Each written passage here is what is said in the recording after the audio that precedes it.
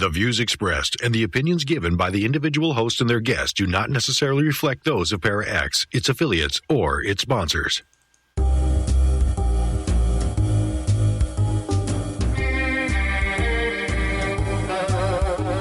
Step outside of your comfort zone.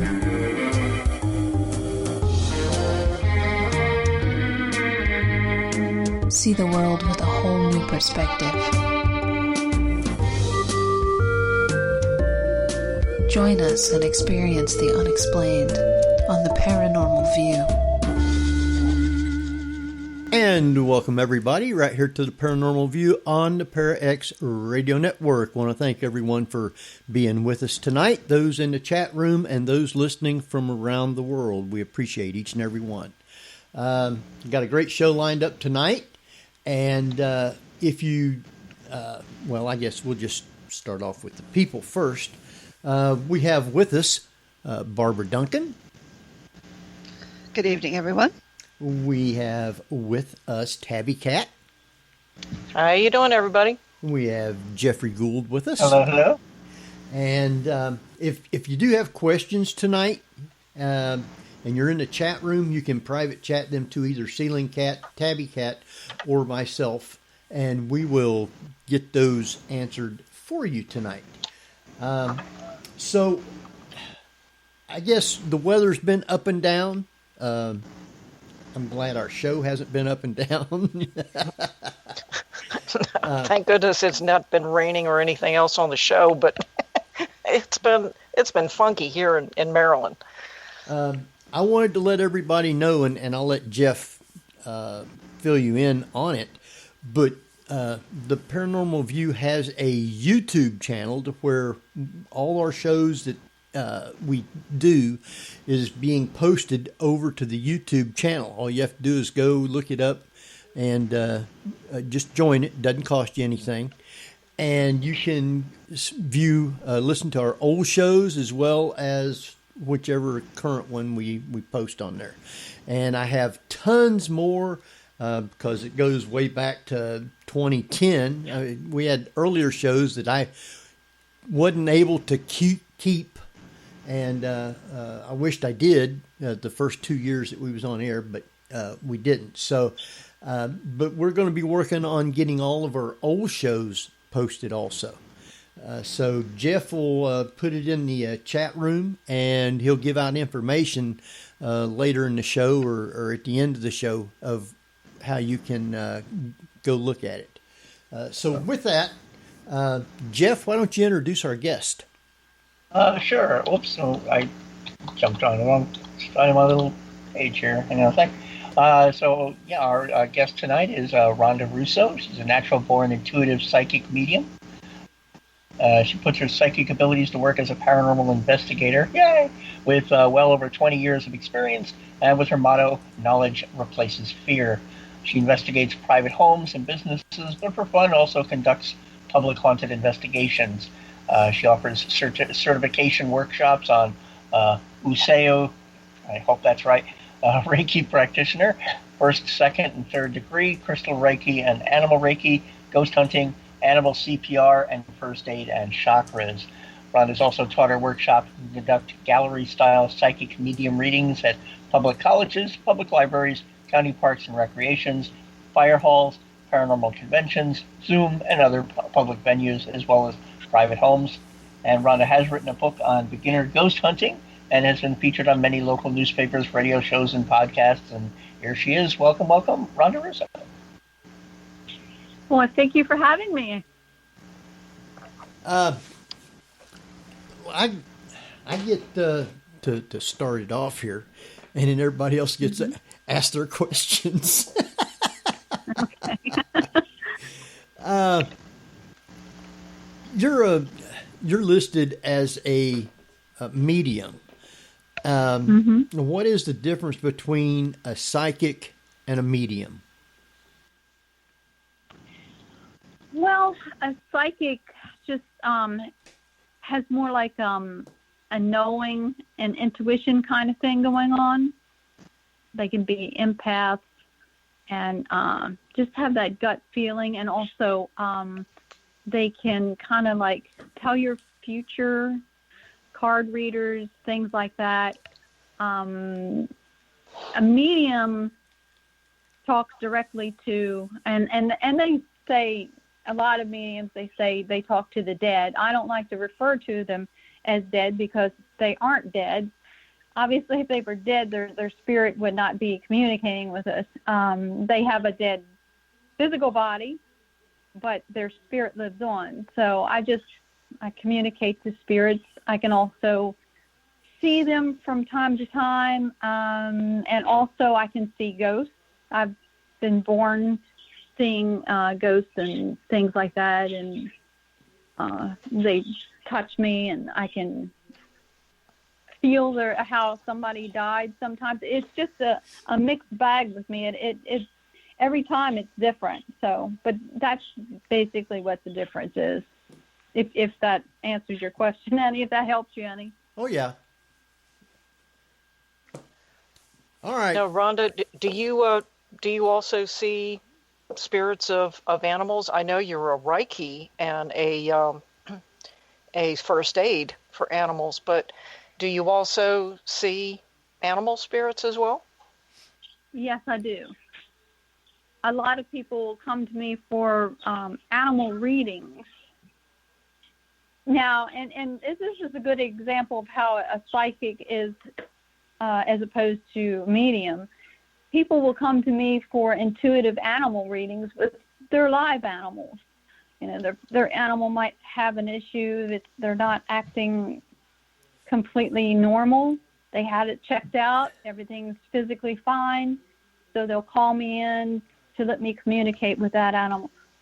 That is pretty much what a psychic does. Now, people also come to me to contact their past little pets, and I can communicate with them and see them. And so that is the medium part of it.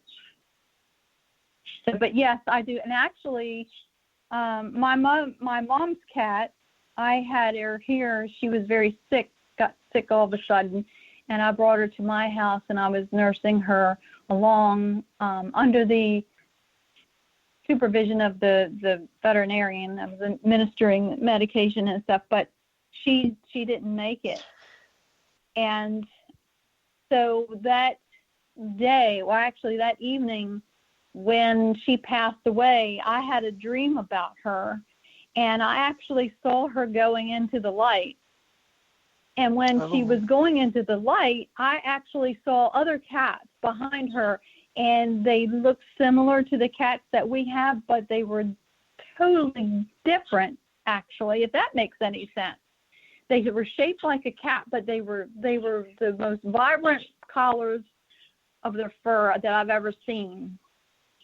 And it was really, I mean, I felt very, very privileged to have seen that, and it was just awesome. But it was only brief that I saw it. Well, it seems to me that probably the spirits that accompanied her helped her to cross over. Perhaps they were siblings, related in some way, or other animals that she knew of and grew up with over the years and was very familiar with that had gone before her. So it makes sense that animals would have the same experience that humans do, that when they pass, a lot of, even near-death experiences claim that they see their loved ones, but then are told, nope, it's not your time, go back, that sort of thing. But why couldn't animals have the same thing? I think it's definitely possible because they have souls. So why not? Yeah, I totally agree. And also our guides, because if it's your pet and you care for it and you love it, our guides will also help that animal cross as well. I never thought of it that way. Yeah. And angels, we are all born with at least one guardian angel, and it stays with us throughout our whole lives. So I would imagine that the animals would have one too. I wouldn't see why not. Yeah. But you're right. With people seeing their loved ones, my mom just recently passed away. She passed away on the 25th. And I went to see her. Finally, she was in a nursing home, and finally COVID let up just in enough time that I could actually go see her again and didn't have to have my mask on. And when I was talking to her, she kept staring up in the ceiling and we asked her, "What are you looking at?" She said, "Well, it's Mom. Mom's up there." Oh. And then a couple of weeks later, she passed away in her sleep. Yeah. That's a very comforting thought, really. It is, when you think about it, that, even in those times, there's someone that is saying, "Hey, it's okay. I'm here. I'm here for you." That's a comforting thought. My uncle, I was there when my uncle passed away, and that was actually, and this is an animal story actually as well, but just before I got there, he was almost in a coma, and he had cancer. There was no hope for him, but he woke up and he sat up with his arms stretched out and he said, "Mom." And then he laid back down. And then later on that night, now mind you, he had a dog named Storm, big dog, and the dog stayed beside his bed constantly. The only time she moved was when she needed to go to the bathroom or eat, and that was it. And then she was back right beside him. And when he took his last breath, she looked up at him, and then she turned around. Because he was in the living room, because they put the hospital bed in there so they could have more room for visitors. She turned around, walked over to the doorway to where the dining room was. She looked up towards the ceiling, and she was barking. And then his daughter's dog did the same thing, and they saw his spirit move out of his body, his soul rather. And then they went underneath the dining room table, and the dog never went back in the living room with my uncle, and his body laid there for several hours until the funeral home came to get him. Yeah. So animal eyes are, especially cats, are different than ours. They can see different dimensions than we can. And of course, dogs can hear different things than we can. Well, I can tell you my cat definitely knows when animal communicators are on the show, because she's up here on the armchair trying to talk. They're all over the place, yeah. Well, maybe she hears my bird. Could be. So do the animals communicate with you from the other side as well? And what do they tell you? Well, and people can't understand that. They're like, well, animals can't talk, so how can you possibly tell me what they're saying, because they can't talk to you, and you're just a fake. You're making it up. But what they do is they send me images, and they send me thoughts, and that's what I process. So, like, Fido could be trying to communicate with his owner, and what Fido will send me is a picture of his blue fuzzy bed and his bright red ball that he always played with. And then I'll say that, and then, oh yeah, he did have that. And then from that point on, when the sitter gets more relaxed, they get more open to receiving spirit as well. And they're giving permission to their guides subconsciously that, oh yeah, I want to hear more. I want to connect. And it makes it much easier for me then to receive messages. And grant you, the dog may have guides, and of course the sitter, they have guides that are communicating with my guides that are allowing me to get messages from the dog or Aunt Flo or whoever. And there could be also another person there with the dog. And I'll say, well, there is a lady here, and I'll describe her. And, oh, well, that's Grandma, Well, now Grandma and Fido are together. So that's how I get the messages basically from dogs and animals. I always figure anyone who says that animals can't communicate has never owned a pet, because right. I know exactly what my cat is requesting when he's being insistent, or when he wants attention, or when he wants to go in or go out. And so yeah, I just hearing him meow from a distance, I'm like, oh, he wants this. Mhm. Mhm. And if they were physically capable of doing it, they could talk to us, but And they some of them can't. would never shut up.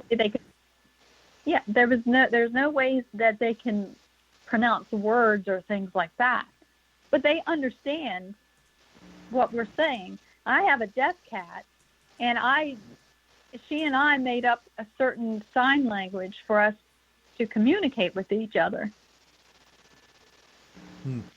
So they're not dumb by any sense. I mean, if anybody's dumb, it's humans. So how often does a pet that's passed come back to try to communicate with us, and how often do we actually know that they're trying to come back and contact us? Well, if you really were close to that pet, chances are they want to communicate with you. To let them know that, to let you know that they're okay. I've seen this quite often.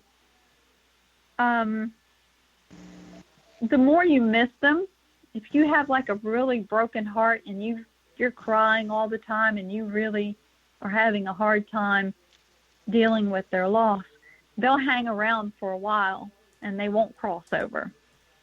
But they can cross over any time that they want. They have free will just like we do. But,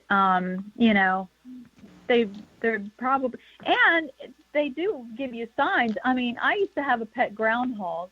I did. I try not to anymore. I mean, I always help them, but I give them to rescuers now. But when I was a kid, I rescued a groundhog from a little tiny baby. I mean, she was just left in the middle of nowhere, didn't have her eyes open. And so I raised her, and I had her for 10 years. And when she passed away, that totally devastated me. I mean, she slept with me. I was all of 88 pounds soaking wet, and this 35-pound groundhog laid on my stomach, and her face was right at mine, and that's where she slept. And when she died, it just devastated me. But to this day, every once in a while, when I'm laying in bed, I will feel her walking up. And she had a distinct way of walking on the bed, unlike a cat. So she was, and my veterinarian called her fat, round, and low to the ground. And her name was Heidi. But she'll come back and visit me, and sometimes I'll smell her. There's so many ways that they can send you a sign. It's just that you really need to be open to receive it. Oh. Now, 2 days after my mom passed away, I lost my little bird. And he was my familiar, and we were very, very, very close. And he suddenly just got sick and died. I honestly don't know what happened to him. I gave him the correct diet and everything, but I just lost it. And I'm crying my eyes out, and I'm like, why? And I asked Mom, I said, Mom, can you please let me know that he's okay and that you have him? Please give me a sign. And I'm sitting in my dining room, and I can see my living room and my kitchen from where I'm at. And all of a sudden, I saw black, like this fluttering up in the ceiling in my living room, and then it stopped, and then it went in the ceiling in my kitchen. and my bird was black. So I saw his little spirit fluttering. Yeah. So That's got to be very comforting. It is, but I still miss the dickens out of him. I mean, I shared every meal with him. If I left the room, he called me. I mean, I'm close to every one of my pets, but there's a few that are you're familiar and you get really, really attached to, and he was one of them. And so I was just, first my father-in-law, then my mom, then my bird, all three in 1 month. Wow. And they say death comes in threes, so. Yeah. Yep. This was a hard 3. So you say that you rescue animals. How long do you keep them there before you have them going to a sanctuary or a vet? Well, lucky for me, right up the street is a veterinarian that is licensed to take wildlife, injured wildlife. So lucky for me, yeah, but unlucky a lot of times because it's usually on the weekends that I find them. So I am licensed. I'm a licensed wildlife removal nuisance wildlife person, removal person. And so I'm legally able to hold them for a few days in transit before I try to place them somewhere. So that saves my butt there because I'm not a licensed rehab person. It's just too much red tape to go through in the state of Maryland to do it. But as soon as I can get them to a rehab person, that is your best bet. They have medication. They can treat them. They can give them surgery. They can tube feed them. If they're babies, they're going to raise them so they're not imprinted, so they can get out there and put them back in the wild. So that's their very best chance. I mean, yeah, you can domesticate a wild animal, and they do absolutely perfectly fine, but it's against the law to have them. And also, yeah, you can probably sneakily have them, but if they get sick, you're not going to find a vet for them. And if you do find a vet for them, they're going to confiscate them and probably kill them. Oh, wow. So the best, yeah. In the state of Maryland, they'll euthanize them. Oh, yeah. So yeah. I know that from up here. Yep. The best bet is just to get them to a rehab. I mean, do whatever you can to help them at that time safely, especially if they're a vector animal like a fox or a raccoon. Something like that, it's probably best not to handle them. Try to get somebody that knows what they're doing because they have their rabies shots, and if they get bit, it's not gonna matter. Because if the animal doesn't have rabies and they bite you anyway, guess what's gonna happen?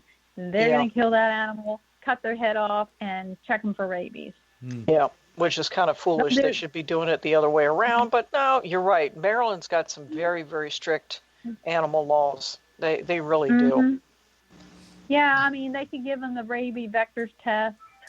They could quarantine them, but they won't do that.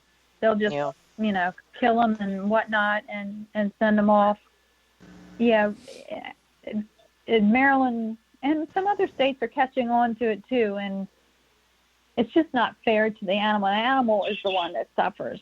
So yeah. And there's a lot of people that actually mean well.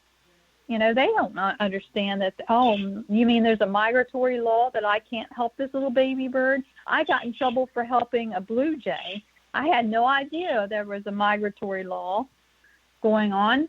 And so the little blue jay was in the middle of no place. I mean, in the middle of a field, and it was cold, and it was almost dead.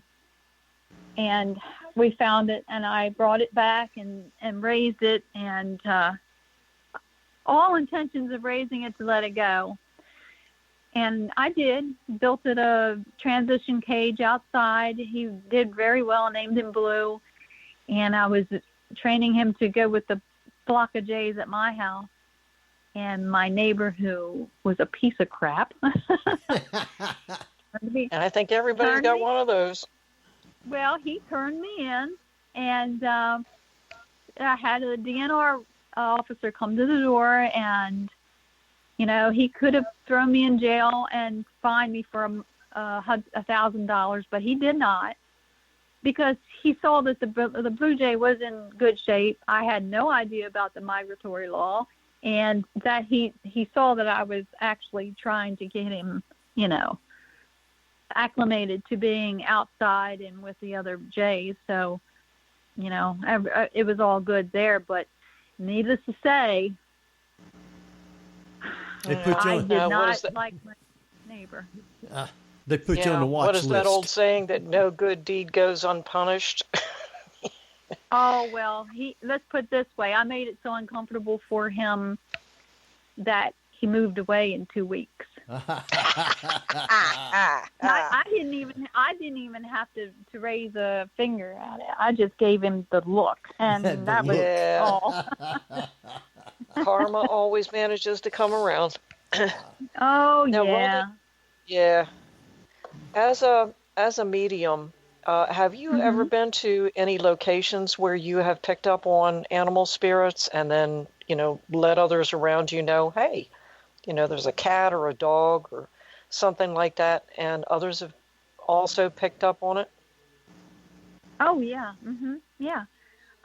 There was one in particular that there was a medium up in Gettysburg. I don't know if you remember her. Her name was Madame Della. Yeah. Okay, so I did a little thing with them one night, and she went in and did her psychic thing, and then I went in with the group to investigate later on, and I picked up on a dog that had spots on it, and she had picked up on the same dog. So that was kind of cool that we both picked up on the same thing. And the dog was in the basement behind the steps. But yeah, I do pick up on animals quite a bit.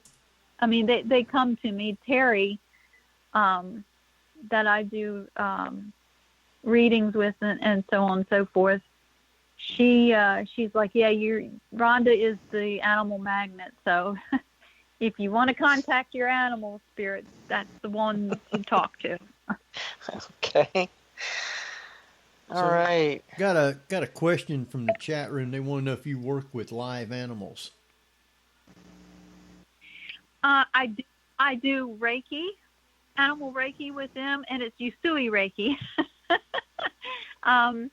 It's Japanese channeled natural spiritual healing, and I do that with the animals. And also I do intuitive readings with animals. I was born that way. I could communicate with them since I was a little kid. I didn't even need to I could just know what they were thinking about or wanting to do and things like that. I mean, on my honeymoon, we went to Jamaica. And this was in '96, so this was even before the crocodile hunter. And my husband and I were walking around the resort at night, and I see this movement. I'm like, what is that? It was these ginormous frogs. And I literally chased them down. I was picking them up, and literally when they were stretched out from snout to tip of the toe, it was a good 1.5 feet. Wow. And I literally did kiss one on the mouth. Oh, God. I'm not gonna lie, I did. I wanted to see if he was going to turn into a prince, because if he did, get annulment. But nope, prince. But I'm like, I was like the female crocodile hunter. Oh, I thought there for a minute earlier you said that you sue animals. No. Now, the Usui Reiki that you use, as you mentioned, on animals, I also see that you use that same technique to help ghosts, or, you know, when it says ghosts, but spirits, to help them cross over? And how do you use Reiki to help a spirit? I've never heard of that before. Reiki is a channeled healing method from your Reiki guides. It's spiritual, and the energy goes through me and then comes out of my hands to heal. So if they're ghosts, but I like to call them disembodied souls, because our soul is what animates our bodies. And when our human body ceases to exist, the soul jumps out. And it's supposed to go back up into our 8th chakra, where our spirit dwells. That's our higher self, and go on and cross over. Sometimes it doesn't do that. So it'll just hang around, and that's actually what is a ghost. And the ghost vibrations are very close to when we're in our human body, but a little bit above it. When you cross it over into the spirit, then it's a very much higher vibration. But I can actually, if the ghost or disembodied soul wants to be healed, and I'll communicate with them, then I can actually perform long distance Reiki healing on them. And there's certain symbols that you can draw and help them cross over that way. And also it opens up a portal for them as well to go. Well, does animals that are still here, do they come and communicate with you? They may be sick or something like that. Do they come and get you to tell the owners that they're not well, or that it's close to time for them to go? Yeah, I can actually use Reiki on them and scan their bodies and figure out about what's going on with them physically. And you can also do this with a pendulum as well. And what the pendulum does is it picks up energy. And so you can scan the chakras with the pendulum. And if the pendulum goes in a clockwise position, or clockwise motion, then that chakra is good. But if it goes in a counterclockwise, or perhaps it's just sitting there and it shakes, or it's still, that means it could be blocked, or it's just not flowing properly, or something like that. So that's how you can tell where the animal is blocked, or it has a physical issue. Say, like, if it's animal chakras are a little bit different from our chakras. They have different ones than we do. But say, like, when I'm scanning a human, and down on the, let's see, the 3rd chakra, you say, like, it's sitting there, it's shaking, or it might be going counterclockwise. That means there's probably gut issues going on. It could be from stress, or it could be something physical, and some kind of a physical ailment. But you can detect it that way. But I can also scan them with my hands with Reiki, and I just know. I can tell by how it kind of vibrates with my hands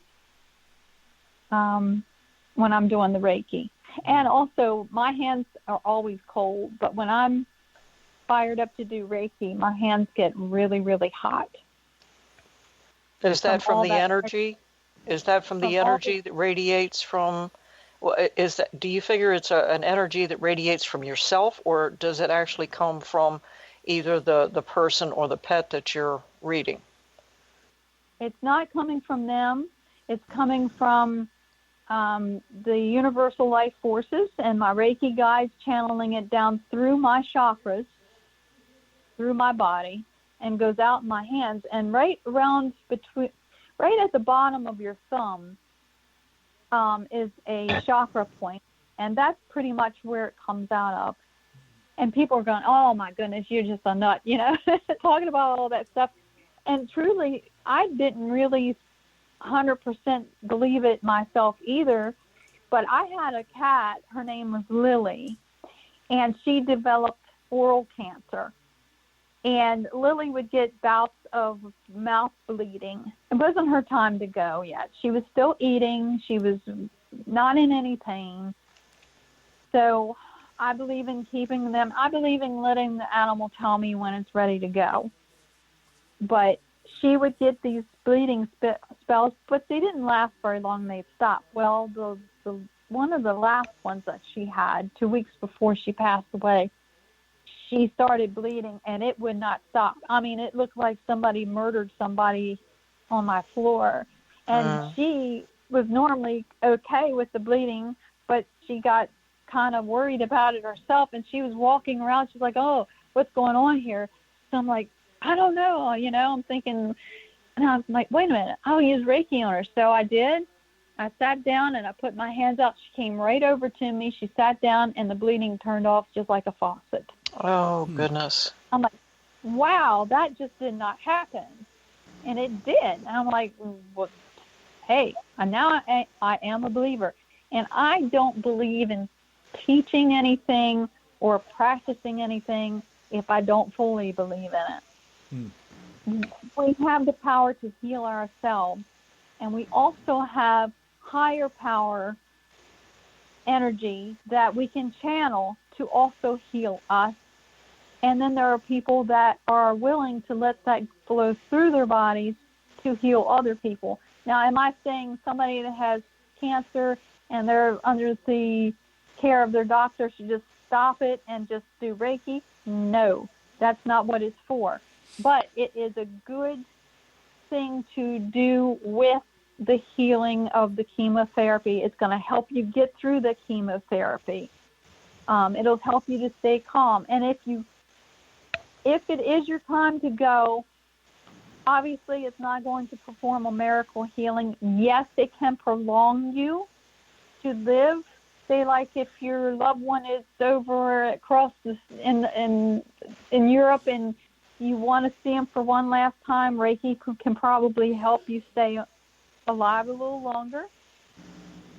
But if it is your time and you are dying, it can also help you to calm down and to accept the natural dying process, if that makes any sense. Oh, it definitely does. I think no matter who you are and what your belief system is, it's all a matter of how you perceive things and how you allow yourself to look at your life. And if you come at life with a at least somewhat of a positive attitude, sometimes that's difficult to do, but if you at least give it a chance and look at it that, yeah, things can get better, things can work out, I think that applies to not only life, but I think it definitely applies to your health. And, whether it's Reiki, whether it's faith, most certainly it helps if you practice it. Well, there's faith healers and many different religions. And with Reiki, it's not a religious-based healing method. Anybody can learn it and practice it. A lot of massage people do it now, and even doctors' offices do it now. But it's non-denominational. You can, but here's the thing: I call it the universal life forces, but it's all coming from. Every one of you are tapping out of the same energy source. It's not that God or that goddess or this goddess or whatever. It is all the same energy source. Now, we can channel it in many different ways, but it's all coming from that same source. And it has a lot to do with the way you are thinking. If you are ill with a terminal illness or a serious illness, And you go, well, that's it. That's it. End of the road, and just hang up and give it up. Well, that's your choice, and that's your out. But you can also choose to live and try to help yourself. And a lot of times, miraculous healings will take place. You have to meet it halfway. Of course, sometimes it just isn't your time to live. It's your time to go, and you don't have any choice in the matter. I mean, I've come close to death several times. I'm like a cat with 9 lives, and I'm like thinking, I'm sitting here, I'm counting my lives. I'm like, okay, cat has 9 lives. How many do I have? But yeah, I mean, I've been hit by a truck going 60 miles an hour while I was in a pet store, and I was on a skiing accident. Well, I was sledding rather, and I landed right where a man died that day. Broke my pelvis. I mean, I was drowned almost a few times, so it's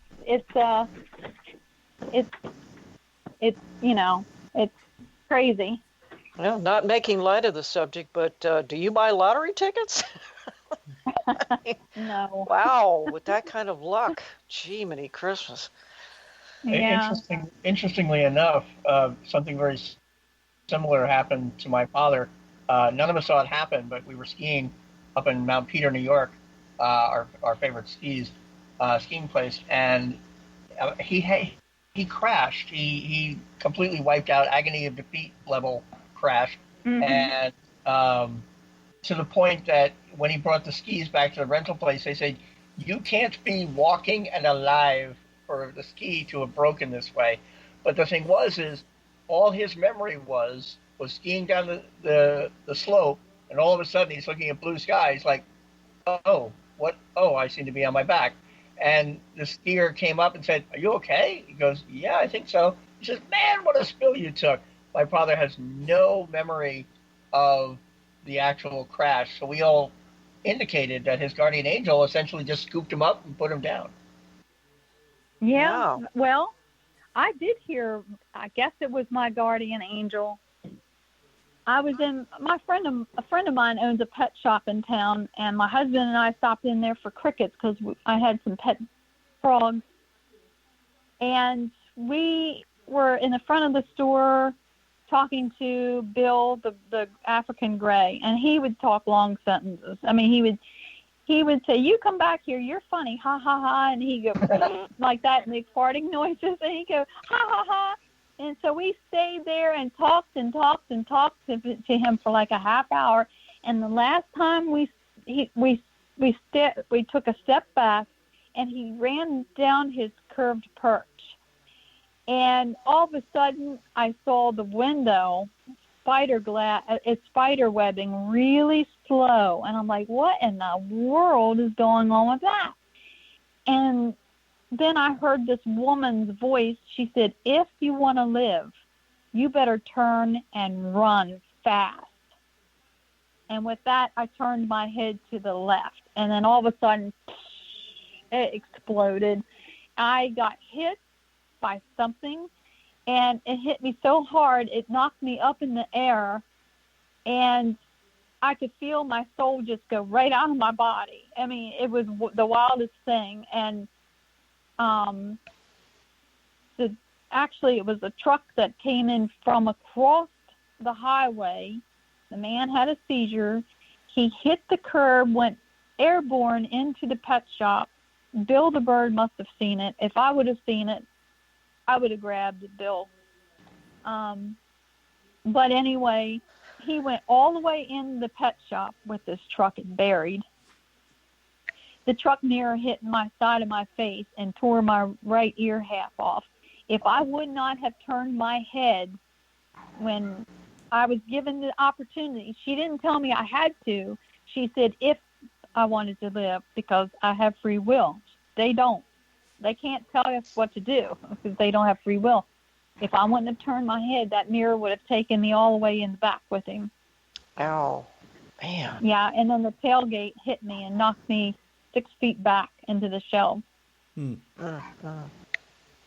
So but yet it slowed down.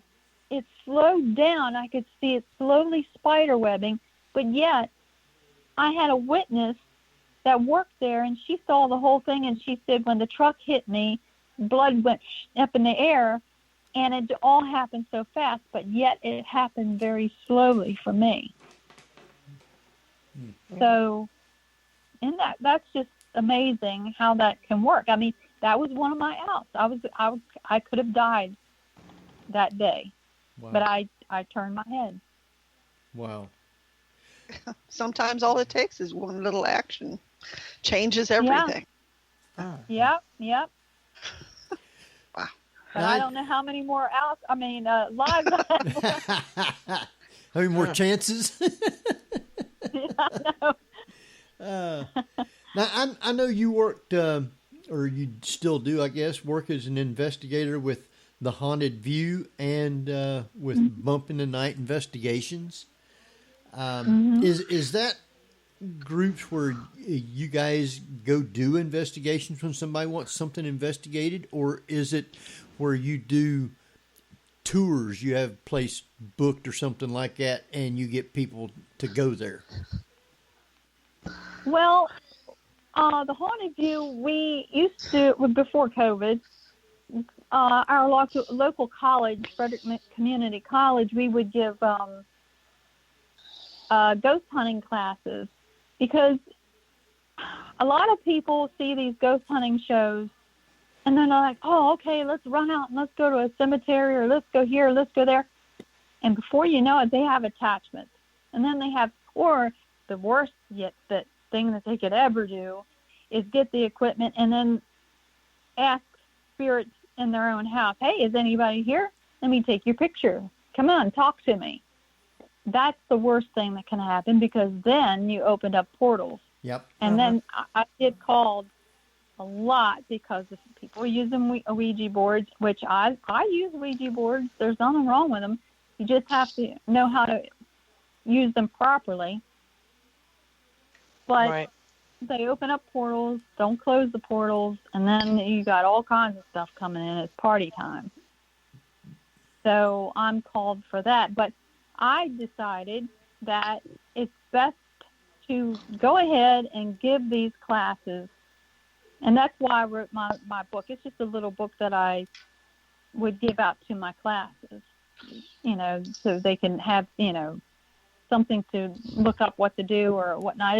And it's explained in simple terms, but how to do it properly so that they don't have attachments coming home with them. Because that happened to me. I had, oh my goodness, all kinds of stuff going on in here. And then, of course, I'm a seer as well. And the things saw my light on, they followed me home. I'm like, oh my goodness, I had a terrible time trying to sleep. So my bedroom is now my sanctuary there. I mean, yes, positive spirits can come through and connect with me, but no more the other goings on. I had all kinds of stuff. Oh my goodness, my stereo went on and blew sparks out of it, and people standing at the foot of my bed, and it was just on and on. But that's why I started doing that. But we mostly do private homes and private businesses. Now, with the groups that we teach, we would take them up to Gettysburg, to like the orphanage or the Jenny Wade house, and rent that for a couple of hours after they close, and we would investigate so I can show them how to properly use the equipment and things like that. So that's basically as far as the public investigations would go. Now, Terry and I are also doing a thing at the Mansion House 1757, the old Fairfield Inn, right, in Fairfield, Pennsylvania, and we're doing an overnight there with people that they're spending the night with us, and we're going to do table tipping and gallery readings and lectures and also investigating. So that's fun too. But mostly it's private homes and private businesses, and we do not charge for investigations. Now, what's going to happen at the Old Fairfield Inn is it just by invitation only, or is it something that anybody can contact you, and if there's something available, they can investigate with you? Well, we charge for that because we have to rent the inn, right? The inn, everything, and I think it's like 11 people, however many rooms there is that we can fill up. Plus, people can also come for the table tipping and the lectures and the gallery reading. But the investigation is for only the ones that rented a room. Okay. Because the inn has to close at a certain time. Yeah. But, we're going to be doing those a few times a year. And you can look on my Facebook page. I've got Bump in the Night investigations. There's also the Haunted View. And there's also Rhonda Russo, Intuitive Psychic Medium page on Facebook. I'm going to be getting up a personal website soon. There's the Haunted View one. Now, the Haunted View I do with Sharon Galloway, and we're doing a Zoom thing for an event called Life and Death event. And so that Sunday, it's next Sunday, Sharon and I are going to be at a mausoleum in West Virginia, and she's going to hypnotize me. Okay, is that where I think you guys are going to be? I think so. Is that in and that cemetery in Martinsburg? Yes. Ah. I've never been. So I'm going to be hypnotized there, and I'm also going to be doing one of my favorite forms of divination is the pendulum and also dowsing rods. My dowsing rods never, ever fail me, ever. Cool. One of my favorite forms of communicating, with trying to validate when, a spirit is there.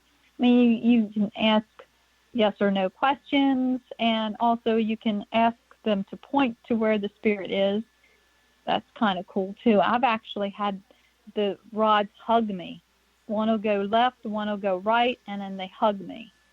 Yeah. So you can actually get a hug from spirit with dowsing rods. Oh, yeah. Mm-hmm. There's some, actually using dowsing rods is probably one of my favorite things to use. And for the longest time, I really wasn't exactly sure how to use them properly. I just did like everybody else did. You hold on to them. You ask the spirit to either cross them for yes or pull them apart for no, or, sometimes they would go wacky.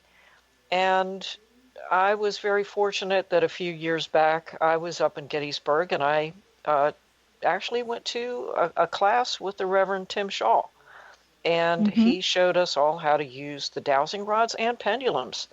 And it was very enlightening, because some of the things that he told us to do and what not to do, I was like, really? I didn't know, because, most people just go and pick them up and figure, well, how easy is this? But no, it's not that easy, because you can manipulate them whether you think so or not. And you have to learn how to know that you're not manipulating them. And that's the biggest thing that I found. With me, I can actually feel my hands starting to pulsate. Oh, I've gotten shocked before. I've actually gotten shocked through them. Oh, man, that's a weird feeling. But, people go, oh, well, you're moving those. No, because I don't do that, because if I were to kind of trick somebody or try to trick somebody, I'm also tricking myself. I'm just as curious about the paranormal and amazed at what they can do as far as communicating with me as the next person is. So I'm not one that's going to be giving false evidence or anything like that. I just, but unfortunately, there's some groups out there that do that. And I mean, I went investigated years ago with a group. They were in Charlestown. Yeah, Charlestown. It was at an inn. And we were in there, and I took pictures, and I got a few orbs, and I sent them to her. She goes, "Well, you missed the faces in the windows and the mirrors," and she actually doctored my pictures up and put these little ghosty little faces. Oh, that was rude. They look like Casper faces, and I'm like, "Are you kidding me? I have the memory stick here. I have the original pictures. You just doctored my pictures up and sent them back to me." Oh, man. I had no more faith in that group at all, and I just totally just disassociated with anything that they had to do. Mm-hmm. And they would fake, and they had so many people that trusted and believed in them and followed them, and I'm like, oh my goodness. That was just, it was sad. And what that does is it gives everybody that's legit a bad rap. Yeah. It puts a bad taste in people's mouths when people pull that kind of crap. Wow. There's a lot of non-believers out there, and that's fine. But then when they go doing that stuff, and then the non-believers catch on to that because it's very easy to catch on to it, then they go attacking people like me, like you, and others that are actually legit doing this. Wow. Yeah, it's unfortunate we have to live with that stigma. I mean, any of us, and, you know, we've definitely got some listeners, and we got people here on the show right now that actually are, you know, involved within the paranormal, that use our abilities and so forth. And, you know, we're kind of under a microscope all the time. And the slightest little thing that we might do, some people will pick at like a scab. Mm-hmm.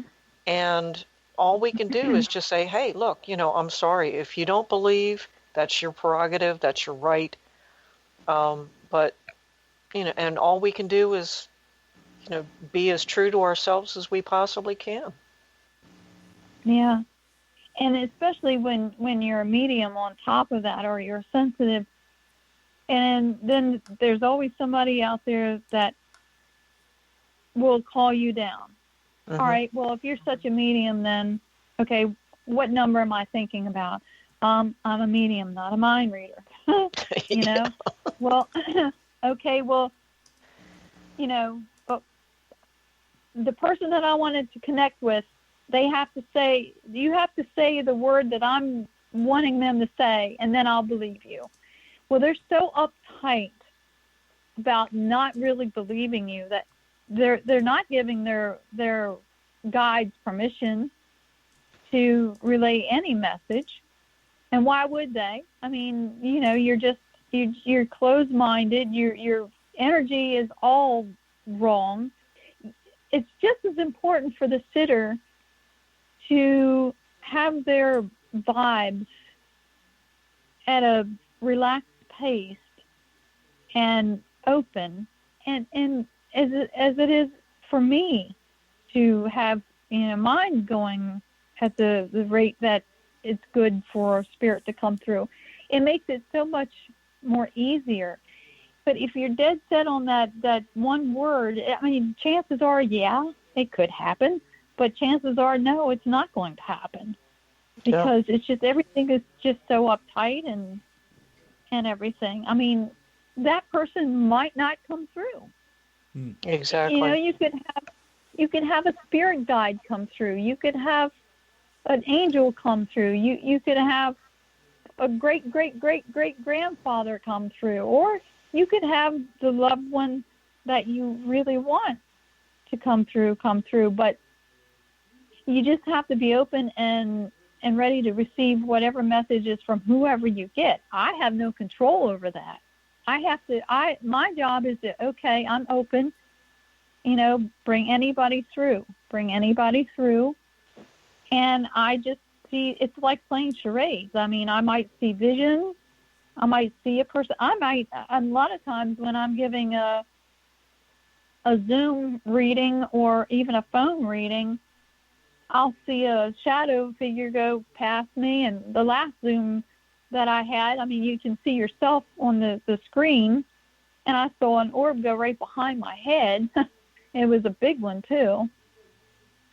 So, anything can happen. I have no control over that, really.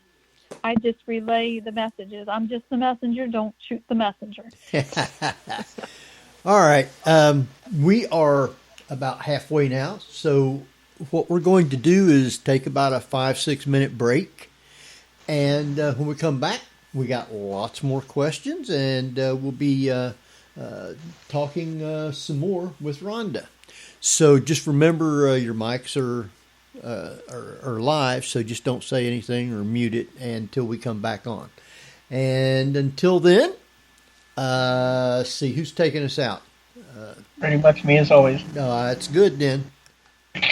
Well, you're listening to the Paranormal View on power-x.com with your hosts Henry Foister, Ceiling Cat Barbara Duncan, Tabby Cat Gash, and myself, Jeffrey Gould, with tonight's guest psychic medium Rhonda Russo. So stay tuned for more of the Paranormal View after the break.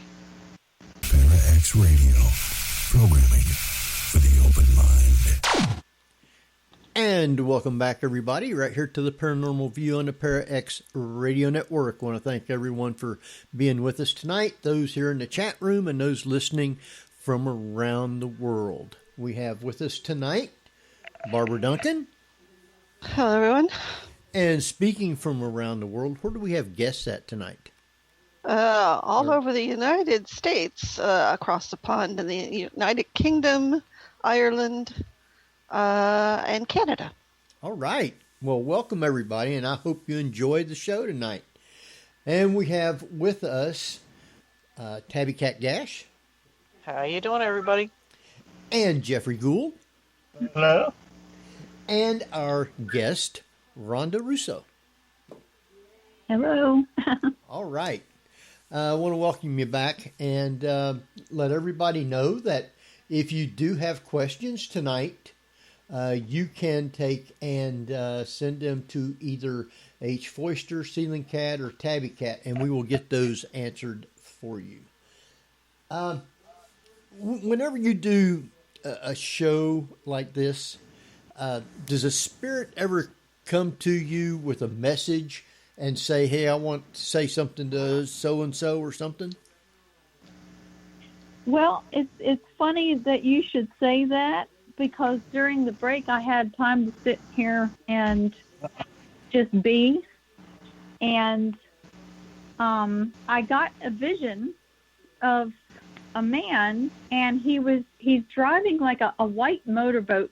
It's a rather wide one. And he's in a rather big lake, and he's going towards the sunset, and he's waving. And I think that his name is Bill, but it could be Bill, Phil, Will, something like that. If that, I mean, it could be one of you guys, or it could be any of the listeners. So that happens. I mean, the last gallery thing that we did, Terry and I, we do Lifting the Veil, and we were at the Lewistown Fire Hall, and we had like 100 people. So, I mean, they're all waiting to come in. But this guy came in front and center, and he's like just waving. He's just as happy as a clam right now. Well, I don't know if you've been following the news, but Gavin McLeod passed away today. Oh, did he? From the Love Boat, and wasn't his name Captain William Stubing? Yes, it was. Oh, I did not know that he died. Yeah. That's the first I've heard of it, too. Yeah. Wow. That would be very interesting. Yeah. I didn't know that. I was on Facebook briefly today, but I was out at my son's house most of the day. So, I don't know if it was him or not. Yeah, not sure. I wonder who was thinking of the love boat. The love boat. Yeah.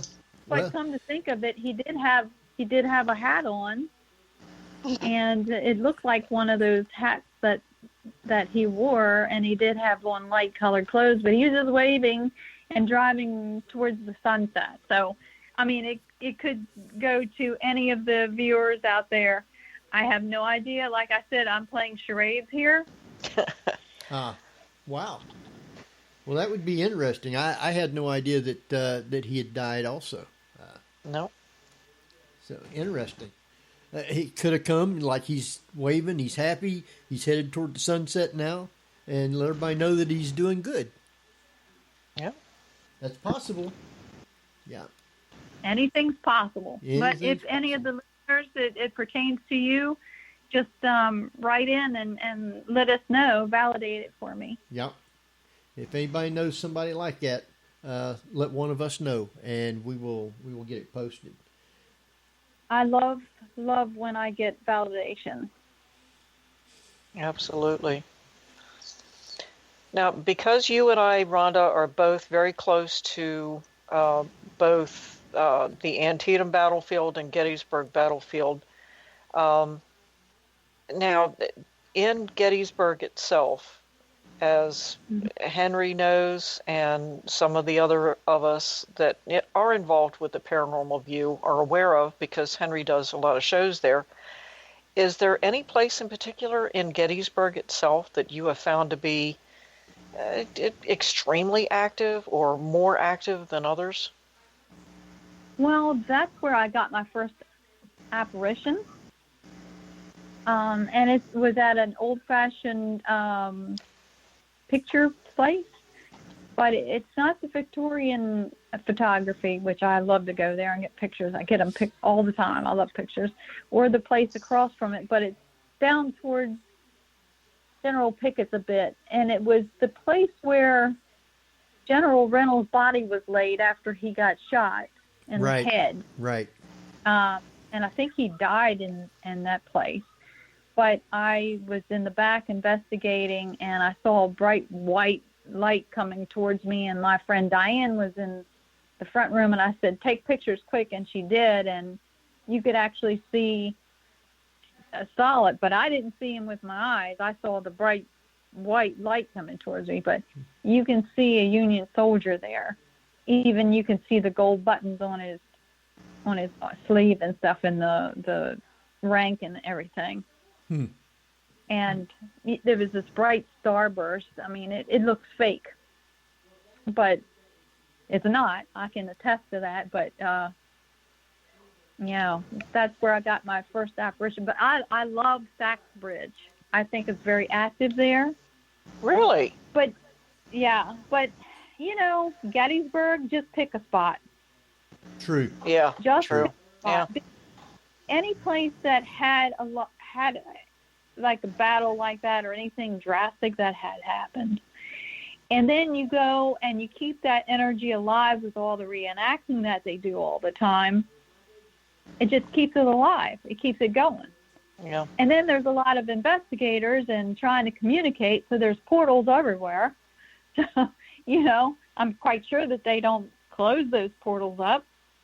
And, of course, there's natural portals. I mean, with all those stones and ley lines underneath and things like that. So, yeah. I was driving through Gettysburg one time, and my husband is finally starting to believe that I'm actually seeing these things, and I'm not totally Wow. Yeah. And so we're driving along, and, of course, I'm always on the lookout, especially at nighttime, for animals to run out in front of me, because I break for animals. I'm sorry, I do. I break for animals. Yeah, I've done the same thing. My God, Gettysburg, especially at certain times, the deer are just incredible up there. You have to be very careful, especially around dusk. Uh-huh. Well, any little critter running out. And so I saw this brown thing shooting out, and I went, oh, like that, and I stepped on the brake, and I was like, ah. And he goes, what? And I said, nothing. He goes, what? I said, all right. It was just a brown pair of boots going across. That's all it was. It was a worn brown pair of boots just crossing the road. Sometimes you'll just get a partial apparition. Wow. And he's like, oh, brother. I said, well, I didn't want to tell you. So, there it is. Well, that was almost like having two souls or a pair of souls. Yeah, right? So do you know Craig Rupp in Gettysburg? Have you heard of him? I don't recall the name, but might know the face if I saw him. Okay. Well, How could you not know Craig Rupp if you investigate in Gettysburg? Yeah. We're good friends with Craig, and we go anytime we go there, he's with us. He can tell you all kinds of different places and where the battles were and everything about Gettysburg. Real interesting. Do you ever? And he takes fantastic photography Yes. In the battlefield. Yes. Get on Facebook and look up Craig Rupp. Yeah. And on Okay. Instagram. His photos are on Instagram. They're fantastic. Craig Rupp, you said? Yeah. Yeah, R-U-P-P. House. Yeah. Yeah, like the Rupp Yeah. House there in Gettysburg, RUPP. Yeah. The name is familiar now, and I am familiar with some of his pictures. Yeah. He does take Yeah, very you've nice probably pictures. seen them from my Facebook page because I'm always sharing them or something. Just He's taken incredible. some beautiful sunset pictures. Oh, yes. stuff. And sunrise. Yeah. Yeah. He does that. Yeah. Yeah. Let's see. How about the ice cream place, Mr. G's? Have you been there?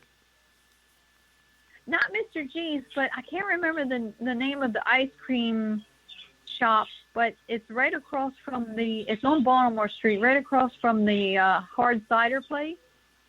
She makes all of her own ice cream. Yes. She has a black walnut ice cream to die for. Mr. G's does the same thing. And his ice cream place there is an old home, and it was there during the battle and still has bullet holes in it. Oh, cool. It is haunted. Yep. A lot of the times when we go there, we broadcast our show live from upstairs. He has us come in and we go upstairs and broadcast from there. And we talk about the ghosts that people have seen in that place. Mm-hmm. So, very interesting. Have you been It to sounds Have you been to the David Stewart farm? Yeah. Very interesting there. Yeah, it's pretty active there. I've actually went through the battlefields on horseback too. That was pretty interesting. Really? Cool. Yeah, that's yeah. And they have some evening trips too on horseback through there, and that makes for some nice pictures as well. Well, they had 2 rooms there that you can rent, 2 different bedrooms upstairs.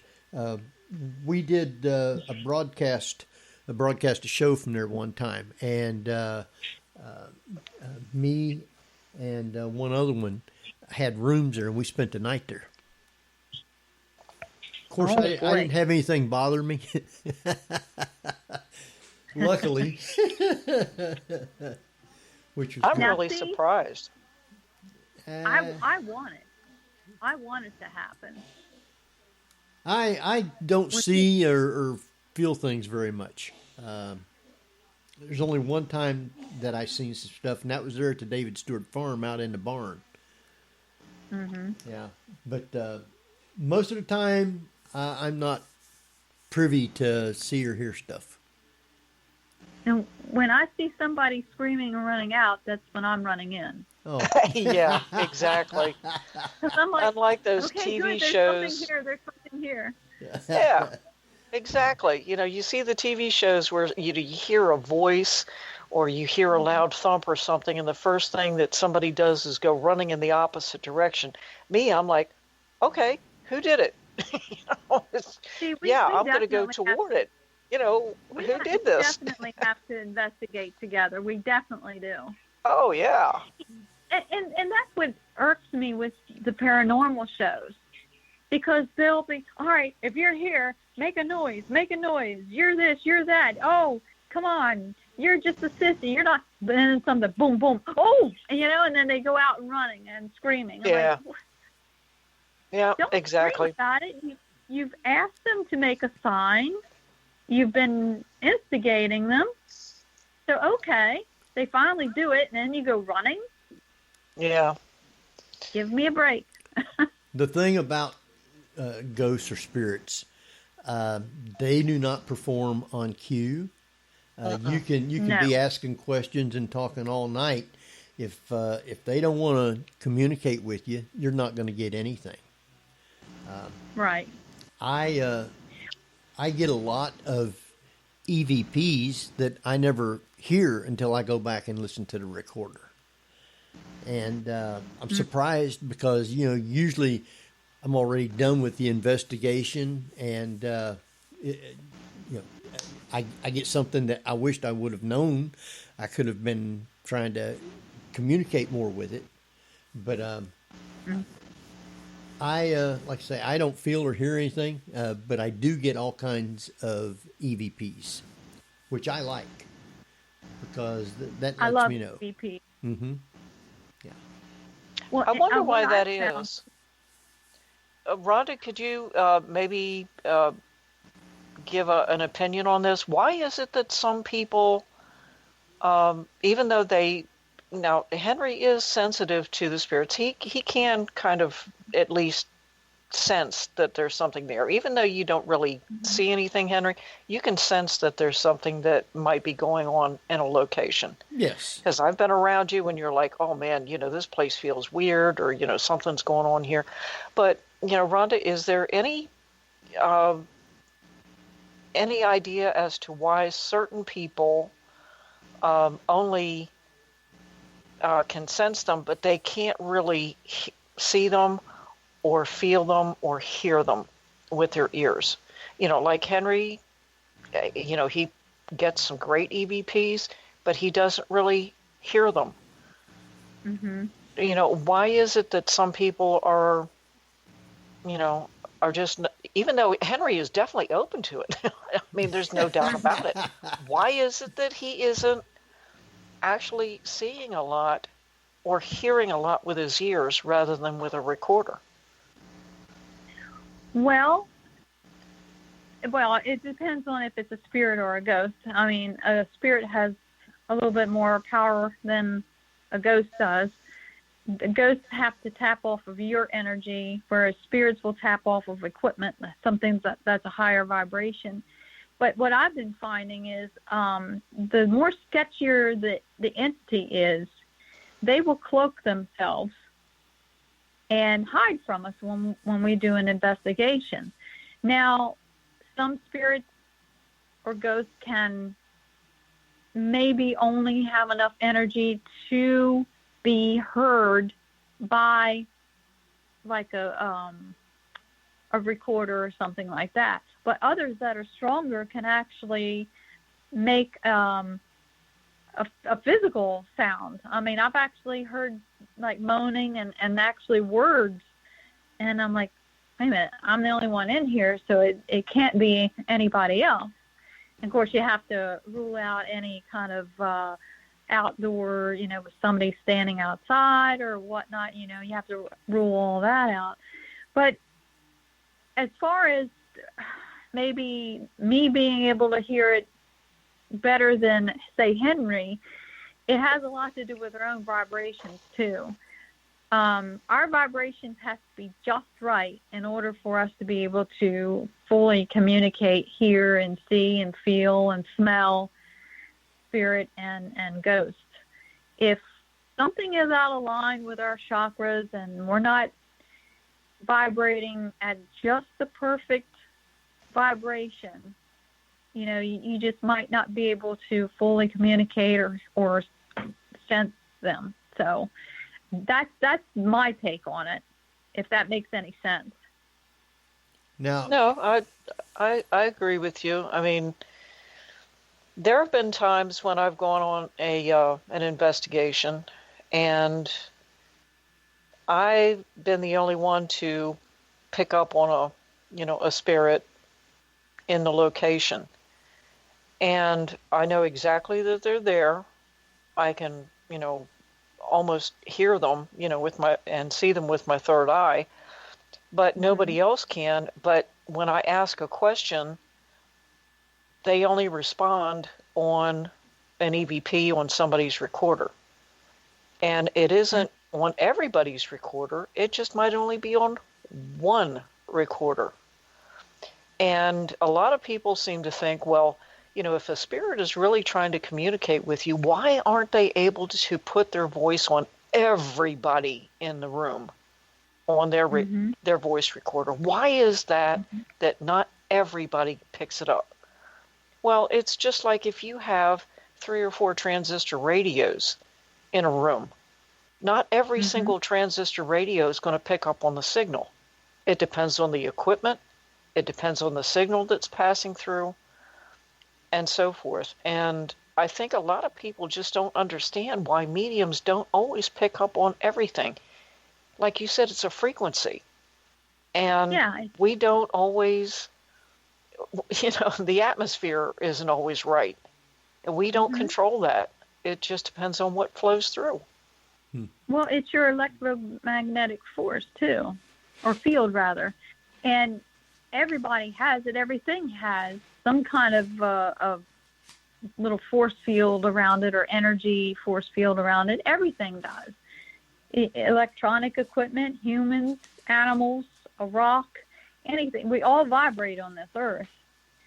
So, it's like a little invisible vibrating entity, and it might float over the one recorder, and that recorder will pick it up, and it just won't float over anymore. Yeah. It's just where it goes. I mean, you can detect that with an EMF reader.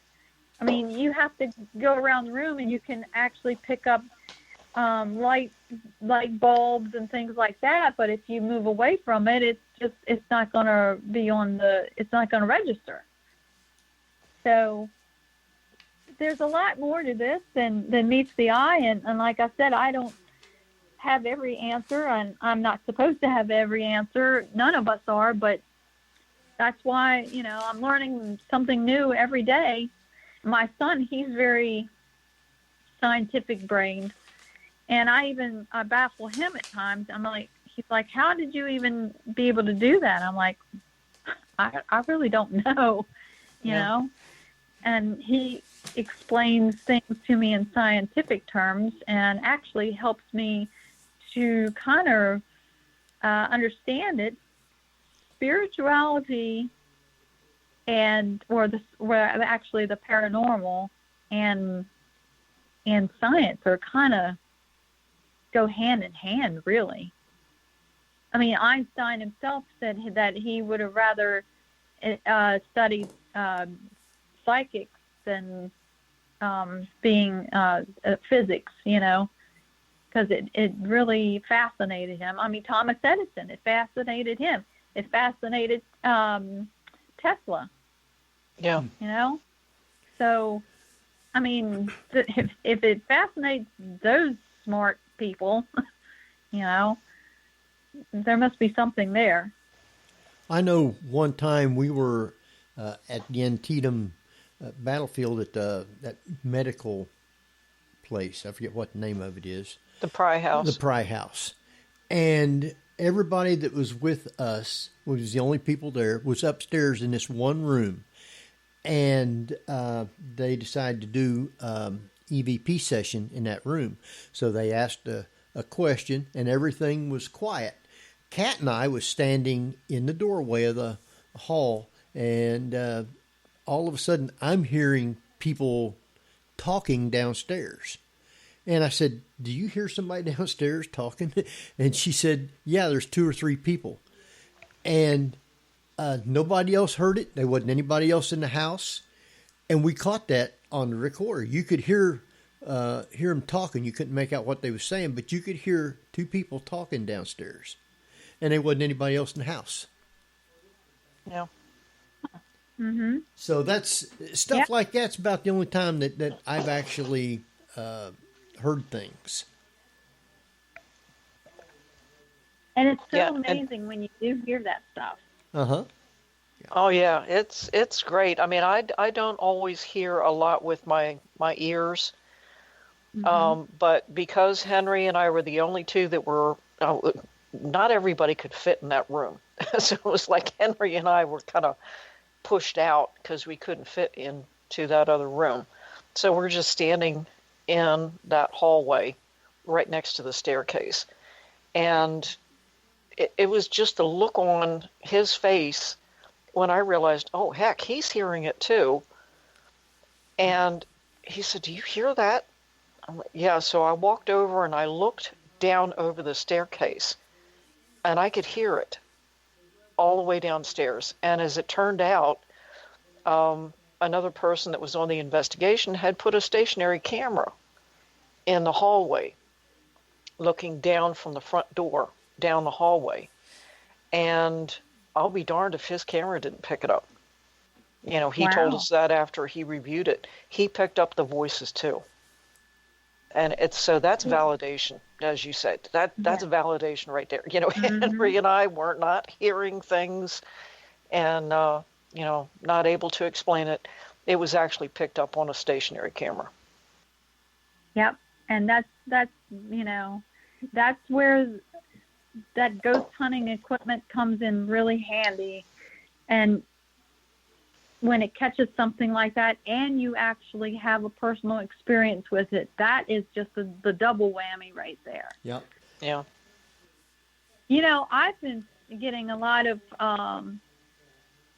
emails and things from and messages from professional people lately, especially first responders, nurses, and firefighters, EMTs, and they have issues going on in their houses, and they obviously then contact me.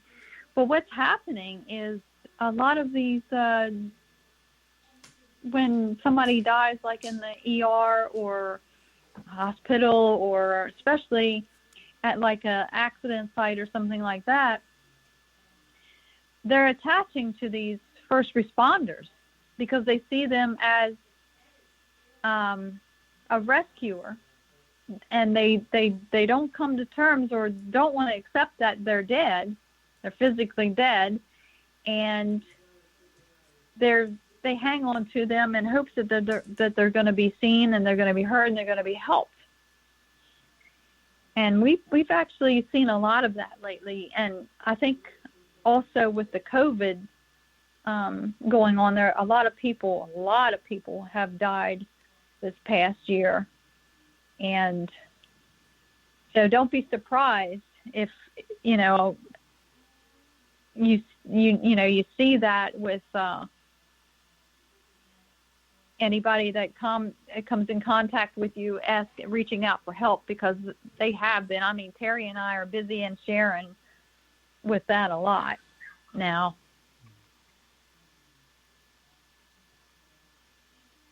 Are you still there? Did we lose somebody? I'm still here. Oh. Is everybody else still here? As far as I know. Oh, okay. I wasn't hearing anything. Haven't been abducted yet. Barbara, you've been quiet. Ain't you got some questions? Oh, I'm listening. Oh, well, I Quite didn't riveting. know if you had anything. I wanted to let everybody know if you do have questions, we got less than a half hour, so you need to get them over to us so we can get them asked. Tabby Cat, you still there? Yeah, Oh. sorry, I had to leave for a moment. One of my cats was throwing up a hairball. Oh, well, that happens too. I mean, I Better heard out it than in. through my headphones, so I had to go and investigate. Ah, Okay. And hope it wasn't on your bed or something. No, it was right here in the hallway, and if I hadn't gone to clean it up when I did, I probably would have found it. Now, With the my bare feet. foot. you are an investigator. What are some of the places that you've been to investigate that was pretty active? Well, a lot of my private homes. I did one recently, and it was just right down the street from where I live, about a half a mile. And as soon as I walked in, I saw a little old lady with a walker, and I told the woman, the homeowner, I said, "Well, there's a little old lady standing right here," and I asked what her name was, and she said Helen, and I said, "It's Helen or Ellen?" She goes, "Yep, that was the former owner," and she just did not want to cross over. She didn't want to leave her house. And her husband, there was another psychic that came in there, and, she picked up one or two, and also the husband has been coming over. But now keep in mind, when one is in spirit, one is still, I'm going to refer to it as a ghost. Their vibrations are different. Now they can sense that they're there just like we can, but they really can't see each other that much. But she doesn't want to go over even to him because she's mad at him for letting her down, because, I think she blames him that she got put into a nursing home or whatnot. And even though he died before her, she's even mad at him for doing that. So, and I can't, and they're like, "Well, can you cross her over?" I really can't. They have free will. So I can open up a portal. I can call in angels. I can call in their guides. I can call in their loved ones. But if they don't want to go, they're not going to go. But, I told her, I said, "Listen, it's up to you. But if you choose to stay, you've got to realize that you're living with this lady now. So you're going to have to mind her. It's her house now." So far, so good. I haven't heard anything. But, I mean, just a lot of these old houses, I mean, people have passed away in. And now with home hospice care, people are now dying at home again. So, yeah. And every time somebody dies, a portal opens. And, it closes when they go in there. But while it's open, I think some things can kind of sneak in when they want to, even though they're not supposed to. I think they can. But, there's so many ways that you can prevent that, or if you have an issue, you can keep it at bay just by simply raising the vibrations in your house and your vibrations. Because when your vibrations are higher than theirs, it's kind of impossible for them to even hang around. It makes it uncomfortable for them. But let's see, I worked for Rose Hill Manor. That's the Governor Thomas Johnson's, where he lived and died. And I've seen a few things there. It's not haunted, but the spirits certainly come to visit there quite often. It's not spooky by any means. I really haven't had really spooky experiences. But I'm going to say like places like Antietam and Gettysburg, again, because of all the reenacting and things like that, keeps it open, keeps it active. So I would, Gettysburg is like my home away from home. I go there to relax, but also if I want to, just see a little spirit activity or capture something, it's almost a guarantee. Yeah, indeed. And I do have connections there because my cousin was Henry Balger of Gettysburg College. And he did the benediction. Yeah, and also General Sickles, I'm cousins with him. Wow. Oh, cool. Yeah. That is cool. Well, if you dig deep enough, you're related to just To a lot of people. You know, huh? you'll find out you're related to somebody or another. Exactly. hmm And now, speaking of that, the spirits know that a lot of this ancestry, the DNA stuff, and it's easy to find them now.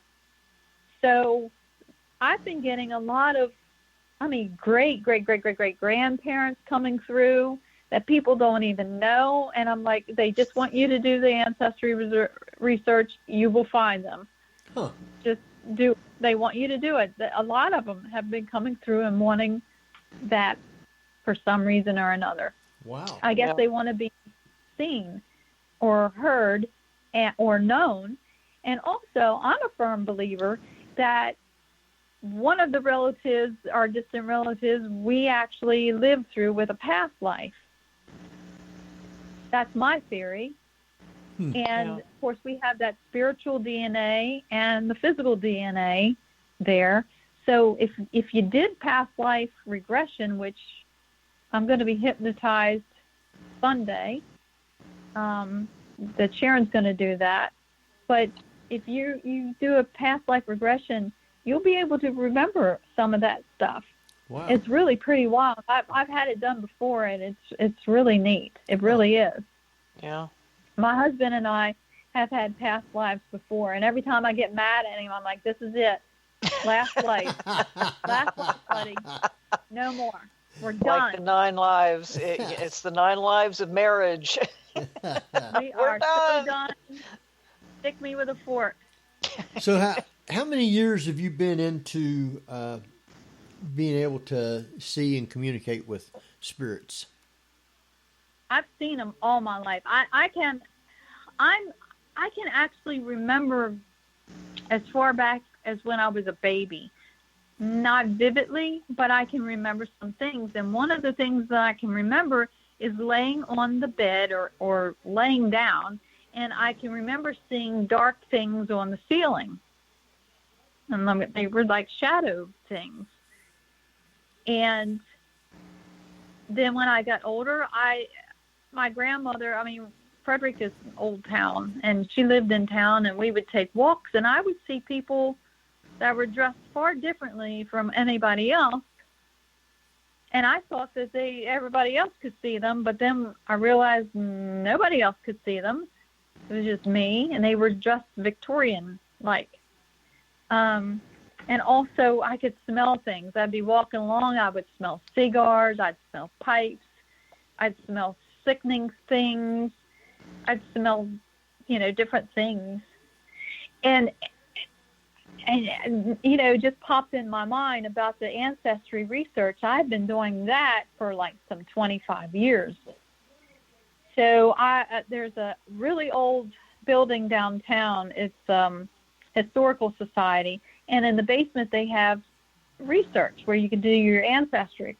So I was down there with just me and this little old lady, right? It's a big building. And so I was doing my research, and all of a sudden she just like disappeared. I don't know where she went to. But I heard all these kids running through the building. I'm like, and they were screaming and running and going down the stairs. I'm like, my golly. So I walked up the steps to go see. Nothing. Absolutely nothing. I'm like, where did those kids go? I looked out the front door, nothing. Back door, nothing. That lady is still not around. I couldn't find her. So I just went downstairs and continued on. Well, a couple of years after that, I did the Walking Ghost Tour of Frederick, which is very cool, by the way. Very cool. It's a historical dark side of Frederick. You'll find out some things. But we stopped in front of the Historical Society, and he was talking about it. He said, yes, this used to be an orphanage. Oh, my God. And then, not only that, a little bit later, I go to, because my great-grandmother died of the flu in 1918. And my grandmother was my grandmother's mother. Well, my great-grandfather was away at World War I. And so my grandmother was given to some people at a farm. Her brother was adopted by, or the grandparents took him. And then my grandmother's 2 younger sisters was put in that orphanage. Goodness. So Wow. they were probably going, hey, we were here. Yeah. So they were trying to draw your attention, and you didn't have any idea what the connection was until, later. I mean, that's chilling. It's cool and it's chilling at the same time. Well, and here's the thing. The man that was given the tour, he said, yeah, in a certain time of the day, and I forgot what he said, it's like 1 o'clock or something like that. It was right around the time that I heard the kids, the milkman would come and deliver. And they got excited for that. And they would run down the stairs to greet him. So, I'm like, wow, that's something else. So, but see there, though, I mean, they can give you signs. You just have to be open enough to receive it and figure it out. It's like playing charades. Wow. It really is, yeah. The orphanage up in Gettysburg is pretty active. I had an experience there. I was in the dungeon by myself. Ooh. And I had my video recorder on. I had my still camera in my lap, and also was taking some pictures. But I turned the light off, and I had my husband guard the door. I said, don't let anybody near here. I don't want any contamination. So I'm in there, and I'm trying to communicate, and there were orbs, but then again, it was dusty in there, but I was very still. And all of a sudden, I'm recording. My recorder shuts off. My still camera in my lap starts going on and off. And the light that's inside the dungeon came on really dim and then as bright as the sun. And then really dim again, and then bright again. And I said, Joe, is anybody near that light? And he's like, no, nobody's here. I didn't get to film any of that, but it was a personal experience. But, yeah, the kids were playing with me in there. And maybe they saw me as a threat. I don't know, because it was a woman, that tortured those kids. And in the dungeon is shackles where they would shackle those little kids. Right. Yeah. Yeah, that is one place that I've been to only once, and I honestly could not even allow myself to open up. I couldn't. I just got so overwhelmed that even during the tour, I literally had to put a huge bubble around myself. I couldn't allow myself to open up. Couldn't do it. Wow. Yeah, well, I did allow it. And the beginning, of course, you have to have somebody that works there to open it up for you, and then they hang out across the street until you're done. So they were telling a little bit about the orphanage. I had never been at the orphanage at all. So we were standing there. All of a sudden, I saw a dark silhouette shadow figure of a woman in a hoop skirt go in the wall. And I told her, I said, well, wait a minute. I just saw this woman go in that wall. She said, oh, well, that actually used to be the front of the building where they would enter and exit. So we walked in there, and then they have pictures on this wall, and the lady, it looked just like this one lady's picture on the wall, but she was actually the nice lady that worked there. But that was right off the get-go. I'm like, oh boy, this is going to be interesting tonight. Oh, wow. But I would recommend it. I mean, they will allow you to rent it after hours for a couple of hours, and they'll let you in there. But they do have people living in apartments up above. So sometimes if they flush the toilet or something like that, you can get some contamination that way. with your evidence or whatever. But it's very cool, though. I like it. And then we actually then went to the Jenny Wade house, and we got to spend some time in there alone. But that wasn't very active. I mean, a little bit in the basement, but not much.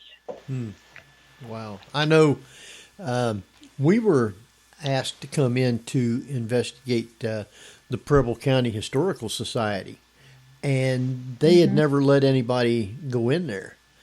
And so we went to talk to them before we investigated. They said that they really hadn't seen or heard anything other than sometimes they'd be there and they would hear the front door open up like somebody's coming in to, look around the place. And they'd go out and look, and there's nobody there. So we went there, and they stayed in the office. And Mark and myself was downstairs, and my son went upstairs. And he'd only been up there 15, 20 minutes. And he come downstairs all shook up. He said, "Dad, you guys got to go upstairs." He said, "I hear a little kid talking to me. It's real soft, like whispery."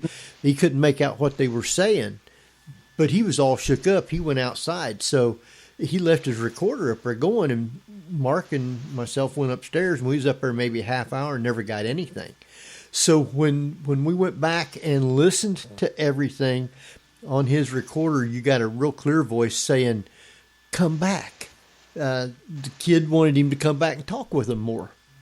So when we told the people about it, they said they never realized that there had been any kids there until they started doing more research, and come to find out after the woman who owned the house, her parents had died, and so she was staying there running the farm, and to help out, they went to the orphanage in Eaton and had kids come there and stay to work.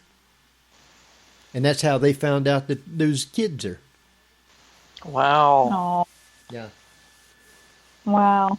So interesting. I mean, we've never had anything bad or anything else there. I mean, we've been investigated the place quite a few times. We haven't done anything since COVID, but we were able to go in there, and then they didn't allow anybody else to go in there but us, which I liked. Oh, that's cool. Yeah. So our time is running out. We got less than 5 minutes. Any quick thing anybody wants to ask to start with before we start wrapping? Well, one final question I do have for you, Rhonda. When it comes to doing either readings or Reiki, is there anything in particular that you would suggest for the people that contact you? I mean, what kind of frame of mind or questions should they have for you before you do this? Before I do a reading or Reiki? Either one. Just to take the classes, or for me to be a practitioner or something? For you to be a practitioner. Okay. Well, for Reiki, I mean, people usually have some sort of a health issue, or maybe a spiritual or emotional issues. It helps with a lot of that. Just or even with a psychic question or a mediumship, you want to connect with somebody, just try to work on your vibrations and be open. It helps me out a lot because it helps with the energy on my end and your end. I always tell people, go on YouTube, look up guided chakra balancing meditations and do them every week. And I also take a lot of strong Epsom salt baths that helps with cleansing and for balancing out your energy. But it's very important for you to have your chakra, it's your energy, your spiritual energy flowing through. And it's attached to your physical body. I mean, a plug has has current going through it, but you can't see it for the plug, for the plastic or whatever it is, the rubber or whatever is on the outside of the plug. So that's our bodies, and inside we have that current going, but if, it's interrupted or cut somewhere, it's not going to flow very safely or very efficiently. So it's important that you get that flowing good. And also it will protect you from any kind of negative entity or anything like that, especially if you're doing ghost hunting or any kind of paranormal work. You must keep your energy, your vibrations up, and your chakras clear and running good. Great. All right. I want to thank you for being with us tonight. We want you to stay on till after we're off, and we'll talk with you for a minute. Let's see. I guess, Kat? Yep. Do you know who our guest is next week?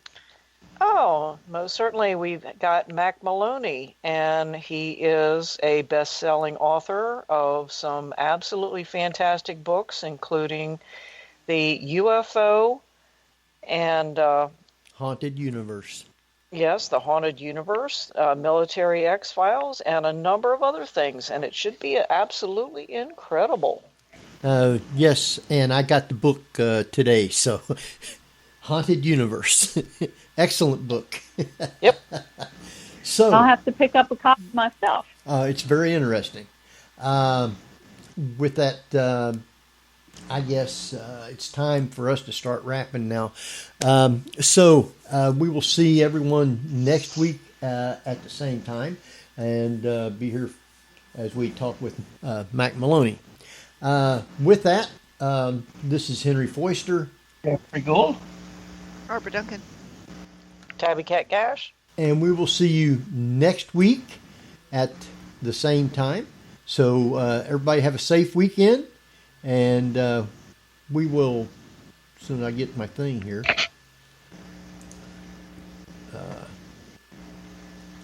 Not that. Good old Henry. Yeah. All right. Good night, everybody. Night all. Good night. You've been listening to the Paranormal View on the ParaX Radio Network. Join us again next week at the same time for more of the Paranormal View.